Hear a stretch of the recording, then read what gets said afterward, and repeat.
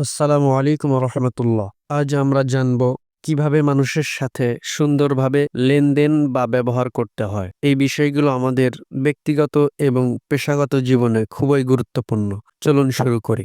মানুষের সাথে সুন্দরভাবে লেনদেন বা ব্যবহার আমরা 5 ভাবে করব। 1 নাম্বার, শ্রদ্ধা দেখানো। প্রত্যেক মানুষ সম্মানের যোগ্য। কথা বলার সময় ভদ্রতা বজায় রাখুন। আপনার ওয়েট ধরে রাখুন। ধন্যবাদ এই শব্দগুলো ব্যবহার করুন।